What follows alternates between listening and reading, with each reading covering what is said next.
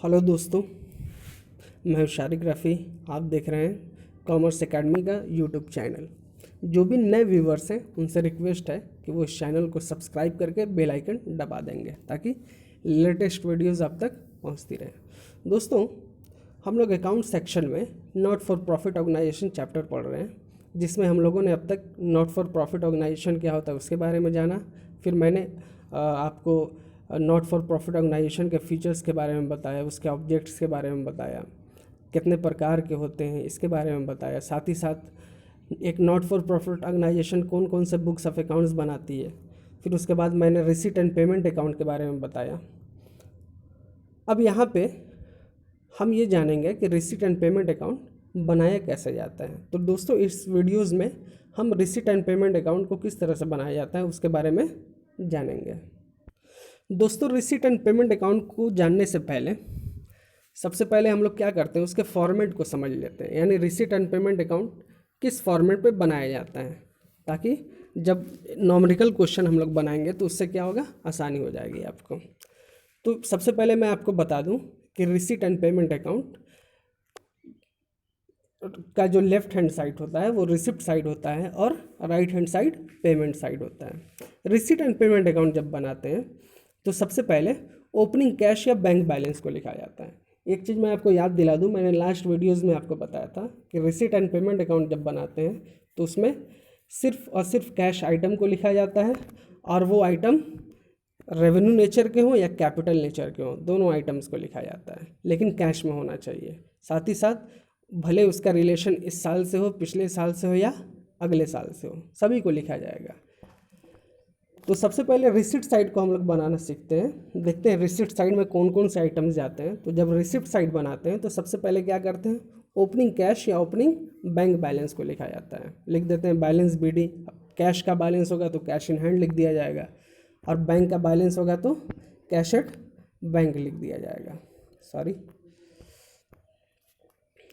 फिर अब देखिए यहाँ पे, अब सबसे पहले हम लोग जानते हैं रेवेन्यू रिसिप्ट। कौन कौन से आइटम रेवेन्यू रिसिप्ट होते हैं। सब्सक्रिप्शन क्या है, एक रिसिप्ट है यानी प्राप्ति है, यानी मेंबर्स के द्वारा जो भी एक नॉट फॉर प्रॉफिट ऑर्गेनाइजेशन प्राप्त करती है चंदे के रूप में, उसको वो रेवेन्यू रिसिप्ट होता है, क्योंकि ये मंथली या ईयरली होता है। फिर उसके बाद जनरल ड्यूरेशन, सामान्य पर्पज से जो भी दान मिलते हैं उसको भी रिसिप्ट साइड में दिखाया जाता है। इंट्रेंस फी यानी प्रवेश शुल्क मिल रहा है मेंबर्स के द्वारा, उसको भी रिसिप्ट साइड में दिखाया जाता है। सेल ऑफ न्यूज़पेपर, मैगजीन, ठीक है। उसी तरह से कोई भी पुराना पेपर या मैगजीन को बेचने के बाद जो कुछ भी प्राप्ति होती है उसको भी रिसिप्ट साइड में दिखाया जाता है। फिर उसके बाद sale of old sports material, पुरानी खेल सामग्री को बेचने के बाद जो भी प्राप्ति होती है उसको भी रिसिप्ट साइड में दिखाया जाता है। प्रोसीड्स फ्रॉम चैरिटी, अब नॉट फॉर प्रॉफिट ऑर्गेनाइजेशन के थ्रू किसी भी चैरिटी को ऑर्गेनाइज किया गया तो उससे जो भी प्राप्ति होगी उसको भी रिसिप्ट साइड में लिख दिया जाएगा। Proceeds from use of hall, अब जैसे मान लीजिए कि एक नॉट फॉर प्रॉफिट ऑर्गेनाइजेशन क्या है, एक क्लब के रूप में है, और क्लब के हॉल को किसी अदर पर्सन को दे दिया गया यूज़ करने के लिए, तो उससे जो भी रेंट मिल रहा है या उससे जो भी प्राप्ति हो रही है उसको भी क्या करेंगे, रिसिप्ट साइड में शो किया जाएगा। प्रोसीड फ्रॉम लेक्चर्स, एंटरटेनमेंट, उसी तरह से लेक्चर या एंटरटेनमेंट से प्राप्ति हो रही है कैश की तो उसको भी क्या लिखेंगे, रिसिप्ट साइड में लिख दिया जाएगा। रिसीव फ्रॉम शो, किसी भी शो को ऑर्गेनाइज किया गया उससे जो भी प्राप्ति होगी उसको भी क्या लिखा जाएगा, रिसिप्ट साइड में लिख दिया जाएगा। इंटरेस्ट ऑन फिक्स डिपॉजिट, अब एक नॉट फॉर प्रॉफिट ऑर्गेनाइजेशन के थ्रू फिक्स डिपॉजिट किया गया, उस पर मिलने वाला जो भी इंटरेस्ट होगा उसको कहाँ लिखेंगे, रिसिप्ट साइड में लिख देंगे। लॉकर्स रेंट,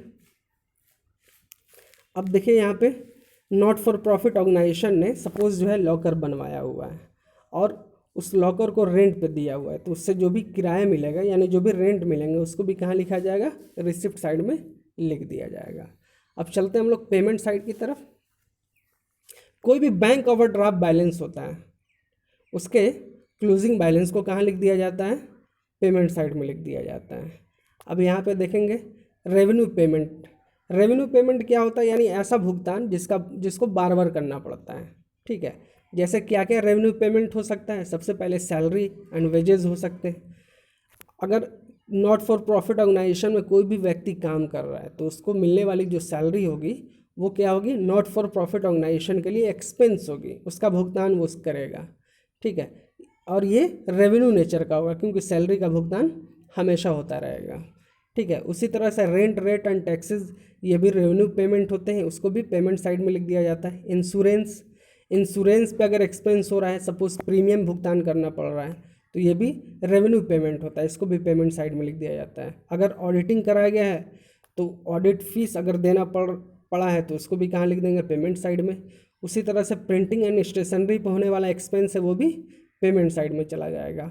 ऑनरेरियम यानी सचिव को मानदेय, उस पर होने वाला जो एक्सपेंस है वो भी पेमेंट साइड में चला जाएगा। Postage and courier, postage and courier पे होने वाला एक्सपेंस वो भी क्या होता है, पेमेंट होता है। अब ये रिसिप्ट एंड पेमेंट पे ये बात क्लियर रखेंगे हम लोग, रिसिप्ट में वही आइटम होते हैं जिससे कैश आता है एक नॉट फॉर प्रॉफिट ऑर्गेनाइजेशन को, और पेमेंट साइड में वो आइटम होते हैं जिससे कैश जा रहा है, यानी एक नॉट फॉर प्रॉफिट ऑर्गेनाइजेशन को कैश का भुगतान करना पड़ रहा है। ठीक है, चलिए नेक्स्ट देखते हैं, एडवर्टीजमेंट। विज्ञापन में जनरली क्या होता है, एक्सपेंस होते हैं ना, उसको भी लिखेंगे पेमेंट साइड में। टेलीफोन एक्सपेंस वो भी पेमेंट साइड में चला जाएगा और ये भी रेवेन्यू नेचर का होता है। रिपेयर्स और रिन्यूअल, रिपेयर और रिन्यूअल पे होने वाला एक्सपेंस यानी मरम्मत और नवीनीकरण कराया गया है वो भी पेमेंट साइड में चला जाएगा। अपकीप ऑफ ग्राउंड वो भी, उस पर होने वाला एक्सपेंस भी कहाँ लिखा जाएगा, पेमेंट साइड में। इंटरटेनमेंट एक्सपेंस, अब इंटरटेनमेंट पे कोई भी एक्सपेंस हुआ है वो भी कहाँ चला जाएगा, पेमेंट साइड में उसको शो किया जाएगा। गार्डनिंग, गार्डनिंग यानी बागानी का काम किया जा रहा है, उस पर कुछ एक्सपेंस अगर हो रहे हैं तो उसको भी कहाँ लिखेंगे, पेमेंट साइड में। ठीक है, बैंक चार्जेस ये भी कहाँ चला जाएगा, पेमेंट साइड में चला जाएगा। तो ये तो कुछ रेवेन्यू नेचर के आइटम के बारे में मैंने बताया आपको, जो रेवेन्यू रिसिप्ट और रेवेन्यू पेमेंट थे। अब हम लोग कैपिटल नेचर के आइटम के बारे में जानते हैं। तो मैंने पहले भी बताया था आपको कि रिसिप्ट एंड पेमेंट अकाउंट में रेवेन्यू और कैपिटल दोनों नेचर के आइटम को लिखा जाता है। तो अब देखेंगे यहाँ पे, सबसे पहले रिसिप्ट साइड देख लेते हैं, कैपिटल रिसिप्ट क्या क्या होता है। अब यहाँ पे स्पेसिफिक ऑब्लिक पर्पस डोनेशन, अब किसी स्पेसिफिक पर्पस से अगर डोनेशन मिला है, जैसे डोनेशन फॉर बिल्डिंग, अब वो डोनेशन जो मिला है स्पेशली बिल्डिंग के लिए, उसका यूज किसी और काम में नहीं किया जा सकता है, तो ये क्या होता है, कैपिटल नेचर का रिसिप्ट हो गया, कैपिटल इनकम हो गया। ठीक है, एक नॉट फॉर प्रॉफिट ऑर्गेनाइजेशन के लिए इसको कहाँ लिखा, इसको भी रिसिप्ट साइड में ही लिखा जाएगा। लेजेसी, वसीयत, यह भी कैपिटल नेचर का होता है, इसको भी रिसिप्ट साइड में ही लिखा जाएगा। लाइफ मेंबरशिप फीस, ये भी कैपिटल नेचर का होता है, क्योंकि लाइफ मेंबरशिप फीस कोई भी मेंबर सिर्फ एक ही बार इसका भुगतान करता है, आजीवन सदस्यता शुल्क लेने के लिए। ठीक है, फिर उसके बाद सेल ऑफ फिक्स एसेट है, अगर किसी अस्थायी संपत्ति को बेच देते हैं, बेचने से जो आय हो रहा है, जो भी प्राप्ति हो रही है, वो भी कैपिटल नेचर की होगी और उसको भी रिसिप्ट साइड में शो कर दिया जाएगा। सेल ऑफ इन्वेस्टमेंट, इन्वेस्टमेंट को बेचने पे भी जो भी प्राप्ति होगी उसको भी रिसिप्ट साइड में दिखाया जाएगा। Endowment funds, sale of sports equipment, ये भी कहाँ दिखाया जाएगा, रिसिप्ट साइड में। ठीक है, तो ये है कैपिटल रिसिप्ट। अब हम लोग कैपिटल पेमेंट की बात कर रहे हैं, यानी कैपिटल पेमेंट वैसा पेमेंट होता है जिसका भुगतान एक लंबे समय के बाद करना पड़ता है या फिर एक बार। जनरली फिक्स एसेट्स पे होने वाले एक्सपेंसेस जो होते हैं वो कैपिटल पेमेंट होता है। यहाँ पे देखिए लिखा हुआ भी है, परचेज ऑफ फिक्स एसेट, यानी अस्थाई संपत्ति को अगर खरीद रहे हैं, जैसे फर्नीचर है, बिल्डिंग है, और भी बहुत सारे फिक्स एसेट होते हैं, उस पर जो भी भुगतान करना पड़ रहा है वो कैपिटल पेमेंट है, लेकिन इसको भी पेमेंट साइड में ही शो किया जाएगा। फिर उसके बाद जो है परचेज ऑफ बुक, उसको भी कहाँ लिखेंगे, पेमेंट साइड में लिख देंगे। इन्वेस्टमेंट, इन्वेस्टमेंट पे जो भी एक्सपेंसेस हो रहे हैं उसको भी पेमेंट साइड में दिखाया जाएगा। फिक्स डिपॉजिट, अब यहाँ पे फिक्स डिपॉजिट कर रहे हैं तो हमारे पास से, यानी एक नॉट फॉर प्रॉफिट ऑर्गेनाइजेशन अगर फिक्स डिपॉजिट करेगी तो क्या होगा, उसके पैसे कहाँ चले जाएंगे, बैंक पे चले जाएंगे, तो उसको भी कहाँ दिखाएगा, वो पेमेंट साइड में ही दिखाया जाएगा। प्राइस फंड इन्वेस्टमेंट, उसी तरह से प्राइस के लिए एक फंड क्रिएट किया गया है, उस पर जो भी इन्वेस्टमेंट किया जा रहा है वो भी कहाँ दिखाया जाएगा, पेमेंट साइड में दिखाया जाएगा। अब फिर उसके बाद जो है रिसिप्ट साइड और पेमेंट साइड को क्या करते हैं, कंपेयर करते हैं। कंपेयर करते हैं तो उसका जो भी बैलेंसिंग फिगर आता है वो या तो कैश इन हैंड होता है या फिर कैशर बैंक होता है। जब हम लोग नॉमरिकल क्वेश्चन बनाएंगे तो ये ज़्यादा अच्छे से क्लियर हो जाएगा। अब जो है इस क्वेश्चन से हमने जो कुछ भी अभी समझा है उसके कॉन्सेप्ट को क्लियर करते हैं। अब यहाँ पे एक क्वेश्चन है कि a rotary club has kept its account on cash basis. Rotary club अपने अकाउंट्स को कैश बेसिस पे मेंटेन करती है, ठीक है। And figures for the last year as given below, prepare receipt and payment account for the year. अब आपको क्या करना है, जो भी इन्फॉर्मेशन नीचे दिया हुआ है उसके आधार पे रिसीट एंड पेमेंट अकाउंट बनाना है, ठीक है। तो यहाँ पे नीचे आप देख रहे हैं कि रिसीट एंड पेमेंट अकाउंट का कॉलम बना हुआ है। मैंने पहले ही आपको बताया था कि जो लेफ्ट हैंड साइड होता है वो रिसिप्ट साइड होता है और राइट हैंड साइड क्या होता है, पेमेंट साइड होता है, ठीक है। चलिए देखते हैं हम लोग। अब रिसीट एंड पेमेंट अकाउंट जब बनाते हैं तो सबसे पहले क्या करते हैं कि ओपनिंग बैलेंस को लिखा जाता है, ठीक है। मैंने आपको बताया था ओपनिंग कैश बैलेंस या ओपनिंग बैंक बैलेंस को लिखा जाता है। अब यहाँ पे क्वेश्चन में देखेंगे कि कहाँ लिखा हुआ है, ठीक है। तो देखिए यहाँ पे लिखा हुआ है, ठीक है, cash in hand in the beginning of the year. उसका अमाउंट कितना दिया हुआ है, 4700 दिया हुआ है, ठीक है। यहाँ पे लिख देंगे 4700।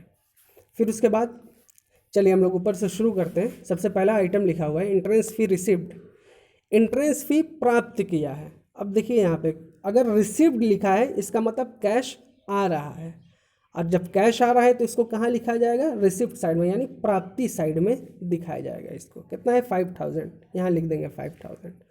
अगला पॉइंट है subscription received during the year, चंदा वर्ष के दौरान मिला है।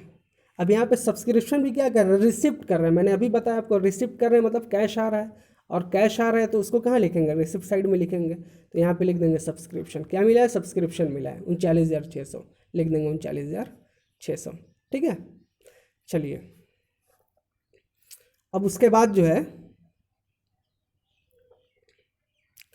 हम लोग बढ़ते हैं अगले पॉइंट की तरफ। लिखा हुआ है mister x fees receive during the year, कितना है 1200 है। मिस्टर एक्स का फीस 1200 रुपये मिला है। अब यहाँ पे फिर रिसीव कर रहे हैं, कितना 1200। जब रिसीव कर रहे हैं तो कहाँ लिखेंगे, रिसिप्ट साइड में। फिर उसके बाद लिखा है expenses paid during the year, यहाँ पे expenses paid during the year कितना है 54,500 है, ठीक है। अब यहाँ पे देखेंगे एक्सपेंस का क्या किया जा रहा है, भुगतान किया जा रहा है।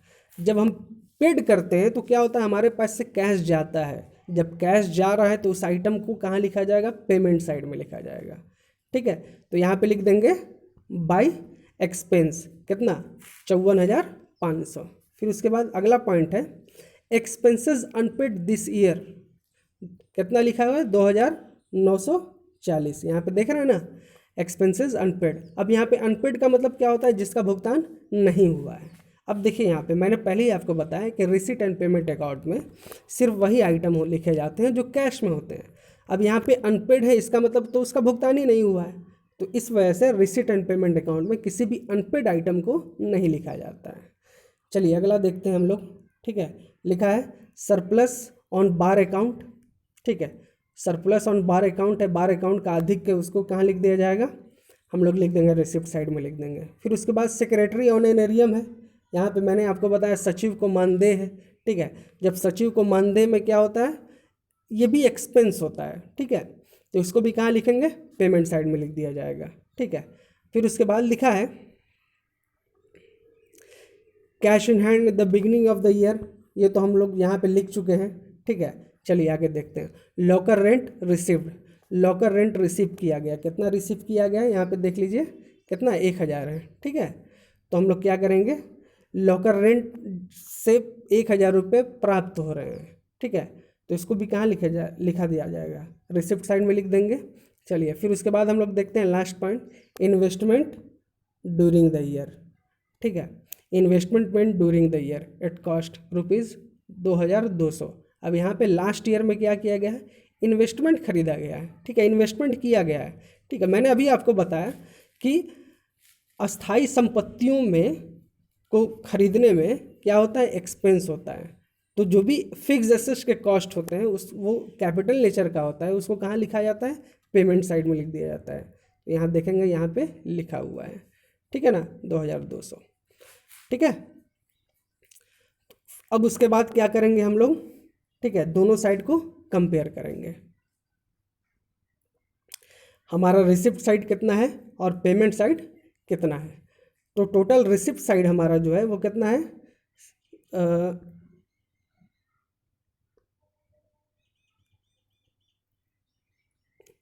66,500। अब फिर उसके बाद हम लोग क्या करेंगे कि पेमेंट साइड को भी जोड़ लेंगे। पेमेंट साइड कितना दिया हुआ है,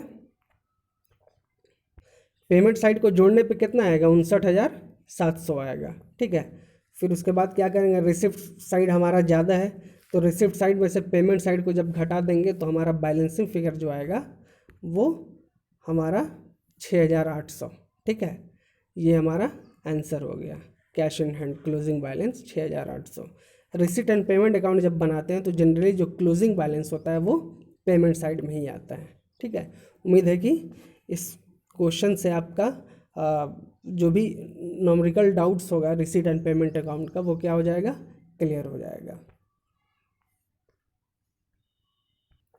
अगर फिर भी कोई डाउट्स रह गया होगा तो आप मुझे बताएंगे, मैं फिर जो है एक और वीडियो बनाकर इस डाउट्स को क्लियर करने का कोशिश करूँगा।